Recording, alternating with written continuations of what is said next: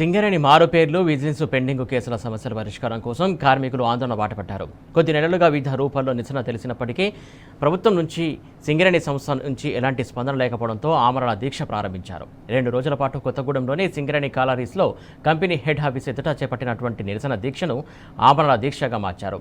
తమ కుటుంబాలకు న్యాయం జరిగి ఉద్యోగ నియామక పత్రాలు అందే వరకు ఈ దీక్షను విరమించబోమని స్పష్టం చేస్తున్నారు వారు.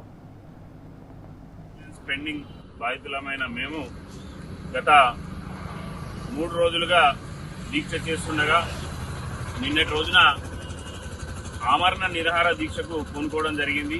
యాజమాన్యం యొక్క మొండి వైఖరిని నిరసిస్తూ ఉద్యోగం వచ్చుడో లేదా సచ్చుడో అనే నినాదంతో నిన్ననే ఆమరణ నిరాహార దీక్ష తీసుకోవడం జరిగింది. మా సోదరులు 10 మంది నిన్నటి నుంచి మంచినీళ్లు కూడా ముట్టుకోకుండా లేవలేని స్థితిలో దీనస్థితిలో పడి ఉన్నారు. ఈ యాజమాన్యం తన యొక్క అహంకారాన్ని ప్రదర్శిస్తూ ఇప్పటి వరకు కనీసం ఇటువైపు తొంగి చూసింది కూడా లేదు.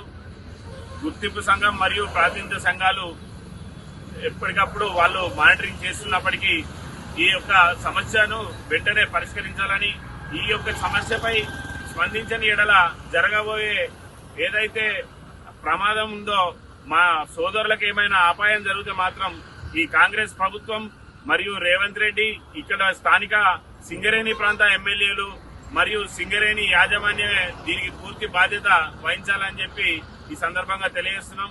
త్వరితగతిన వెంటనే నిర్ణయం తీసుకుని, అదేం పెద్ద సమస్య కాదు, ఆల్రెడీ మాట ఇచ్చిన నిర్ణయాలే అవి C&MD స్థాయిలో నేడు కొత్తగూడెంలో C&MD అందుబాటులో ఉన్నందున వెంటనే నిర్ణయం తీసుకుని మాకు ఖచ్చితమైన లెటర్ రూపేణ ఏదైనా అందిస్తే తప్ప ఇది విరమించేది లేదని, చావో రేవో ఏదో చూసుకుంటామని ఖచ్చితంగా అప్పటి వరకు ఇక్కడ నుంచి లేచేది లేదని మా సోదరులు పట్టుబట్టారు.